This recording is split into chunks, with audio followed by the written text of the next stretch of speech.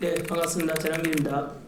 먼저 오늘 2030 세대 토론회 주제를 해가지고 많은 분들 참여해 주셔서 감사드리고요. 제일 먼저 이 자리 만들어 주신 윤상현 의원님 감사드리고요. 또 참석해 주신 나경원 의원님, 장동희 의원님 모두 감사드립니다. 아마도 이 국회의원들께서는 누구보다도 우리 2030 또는 청년 세대에 대해서 관심이 많은 것으로 보입니다. 그래서 대단히 감사드리고 덧붙여서 오늘 그 주인공이 되겠지요. 2030을 대표하는 탄대청 그리고 자유대학을 중심으로 해서 각각 메인되는 토론자 두 분 하고 또 관련 관심 있는 분들 참석해 주십시오라고 했는데 오늘 주말에 귀한 시간 쪼개서 와주셔서 감사드립니다. 먼저 원래는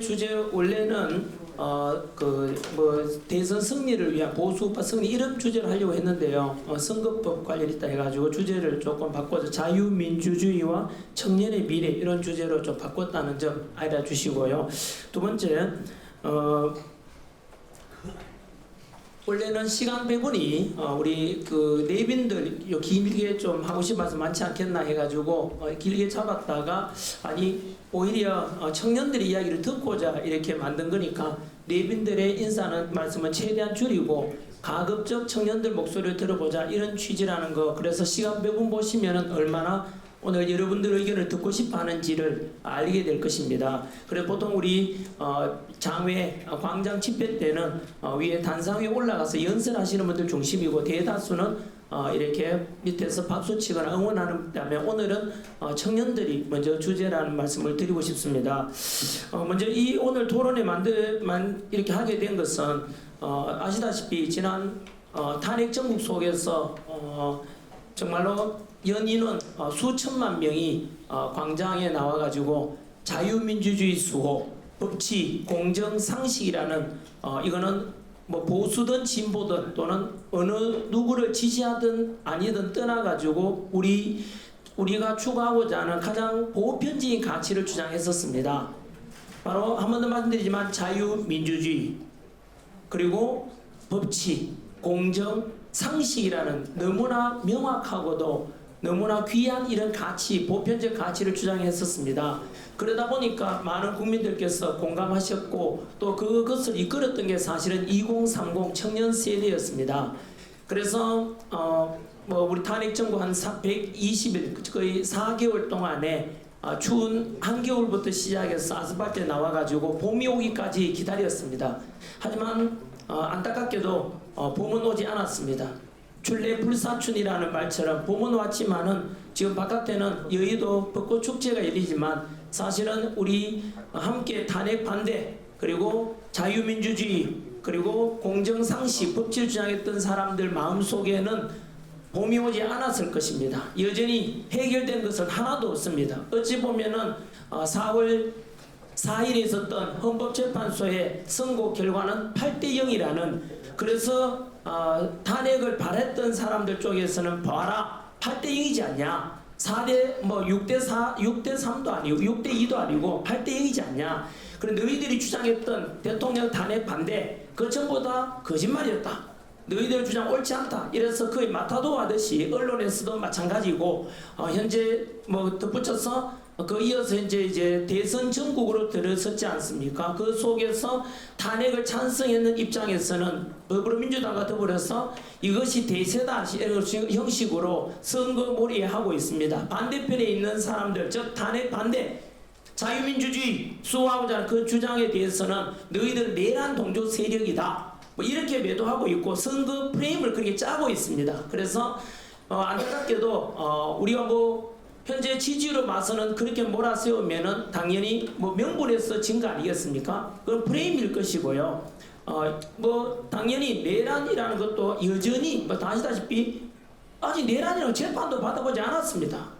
그래 따진다면 정과 구범이 될 수도 있는 사람이 이재명 더불어민주당 이거는 팩트입니다. 이거는 선거법 관련해서 그냥 팩트 이야기지요. 유불리를 떠나가지고 그래서 정과 구범이 될 수 있는 이런 이재명 대표 입장에서는 현재 재판 중인 것도 많지 않습니까? 5건이나 있는데 하지만 형이 확정되지 않았기 때문에 우리 의원은 뭐 옆에 법조인 3분 다 계십니다만은 무죄 추징 원칙에 따라서 당연히 아직은 형이 확정되지 않을 때는 무죄라는 걸 안다면은 윤석열 대통령에 대해서도 탄핵이 되었고 하지만 재판은 현재 1심도 이루어지지 않았습니다. 형이 그러면은 무죄 그러니까 내란이라는 말 자체도 하면 안 되는 것이죠. 어쨌든 분위기는 그렇게 몰아가고 있는 속에서 제가 이걸 준비하게 된 토론을 준비하게 된 것은 사실상 우리 그 지난 겨울에 탄핵 정국 속에서 주도했던 단체가 세이버 코리아 그리고 한쪽에서는 정광 목사님을 중심으로 한 또 광화문 쪽 이렇게 해서 양쪽 진행되다가 4월 4일 날 그 헌법재판소의 탄핵 선고가 끝난 뒤에 이제 세이버 코리아 쪽에서는 이제 활동을 그만하기로 했기 때문에 그리고 또한 광화문에서도 마찬가지로 또 여러 의견이 있는 걸로 알려졌습니다. 다시 뭐 국민 저항권을 발동할 것이냐 아니면은 뭐 대선 전국에서 보수 후보를 지지함으로 해가지고 승리하도록 할 것이냐 이런 논쟁이 있기도 하고 여하튼 우리가 이렇게 해서 아스팔트 위에서 우리 광장을 이끌어왔던 2030 청년 세대들이 현재 기댈 곳도 없어진 것 아닌가 또 방향에 대해서도 혼란을 겪고 있는 것 아닌가 해서 잘못하면은 지금 이 여론몰이 당하듯이 우리가 추구했던 자유민주주의 그리고 보수주의의 소중한 가치들 그리고 법치주의와 공정상시라는 것을 주장했던 우리들에게는 지금 절망감만 남은 것 아닌가 이런 속에서 그것은 그렇지 않다 우리가 향후 어떻게 투쟁할 것인지에 대해서 한번 논의해보자 그런 취지입니다. 덧붙여서 4월 4일 날 헌법재판소에 대통령 탄핵 8대 0으로 인용되고 탄핵이 그리고 파면됐지 않습니까? 일주일이 지난 어제 4월 11일 아시다시피 윤석열 대통령께서는 이제 관저를 떠나서 사저로 돌아오셔서 일반 국민의 품으로 돌아온 것입니다. 그 속에서 잠깐만 말씀드리면 윤석열 대통령이 어제 발표하신 거 보셔서 알겠지만은 참 놀라운 것을 발표하셨습니다. 어떤 말씀하셨는가 하면은 언론에서 이야기한 대로 그렇게 뭐 패배 그게 아니고요. 분명히 윤석열 대통령께서는 밝히셨습니다. 첫 번째 5년간 일하는 것보다 비록 3년이었지만 많은 일을 해냈다라고 말씀하셨었고요. 그리고 자유와 인권과 자유민주주의를 어느 누구보다 수호하고자 했다라는 말씀하셨고 그리고 앞으로도 자유와 번영을 위해서 싸워 나가겠다. 그리고 이제 시작이라고 말씀하셨습니다. 놀라운 말씀이라고 저는 생각하거든요. 이제 시작이라고 말씀하셨고 그리고 뭐 십자가에 못 박힌 예수님께서 마지막에 십자가에 못 박히기 이전에 하신 말씀이었습니다. 다 이루었다라고 말씀하신 것처럼 윤석열 대통령께서는 말씀하시기를 역시 나도 많이 다 이루고 돌아왔다라고 말씀하셨습니다. 다 이루고 돌아왔다. 저는 이것이 끝이 아니라 시작이라는 뜻으로 받아들여집니다. 이유는요. 오늘 우리 토론에도 마찬가지고 아까 잠깐 말씀드린 대로 지난 4개월 동안 우리가 추구했던 그런 가치는 1단계적으로 볼 때는 헌법재판소의 탄핵 인용과 대통령 파면으로 패배한 것 같고 실패한 것 같지만 결코 그렇지 않다는 것도 저는 분명히 말씀드리고 싶고 이루어놓은 것도 사실은 없습니다. 당장 눈에 보이기는 많은 사람들은 덧붙여서 그냥 너희들 탄핵 그리고 괜히 내란 동조 세력이다 이렇게 해서 아마 많은 청년들은 좀 절망감에 빠지는 분들도 많을 겁니다. 이 속에서 우리가 비상기업과 탄핵 정부에서 드러난 윤석열 대통령께서 아까 말씀하셨던 비상기업이 아니었다면 알 수 없었던 많은 문제점들을 알려주셨거든요. 실제로 만약에 우리 청년들의 가치는 광장에 나오지 않았다면은 이미 지난 2월달에 4월 4일이 아니라 2월달에 8대 0으로 벌써 그들이 짜여놓은 각본대로 대통령은 파면되었을 겁니다. 그나마 한 달 넘게 동안 이게 투쟁 더 진행된 것도 그만큼 국민들이 깨어났기 때문이라 생각합니다. 먼저 윤석열 대통령께서 또 우리가 보편적으로 알고 있는 누구나 알고 있는 사항을 있지 않습니까? 비상기업이 없었다면은 사실 자유민주주의 벌써 무너졌을 거라 저는 생각합니다. 그리고 알게 모르게 우리나라를 망해갔을 것이고 또 그 외에도 우리가 뭐 그냥 들어보면 아시다시피 첫 번째 드러난 문제가 22번 당시에 결과 29번의 탄핵 그리고 뭐 행정부를 마비시킬 만한 예산안 삭감 대통령 특활비 빵원 만들므로 해서 도저히 대통령을 견딜 수 없게 정책 수행을 못하도록 만든 민주당의 그런 폭거도 국민들에게 알려주었고, 공수처가 얼마나 불합리하고 불법적인 수사를 하는지도 알게 되었고, 서부지법에 역시 그 영장 판사가 되었죠. 창경 판사를 비롯해서 그 앞에 영장 구속영장 말고 체포영장 발부했던 이순영 판사라든가, 그리고 두 번째가 그 누구였죠? 신한미 판사까지 해서 많은 청년들에게 알다시피 법이 아니고 뭐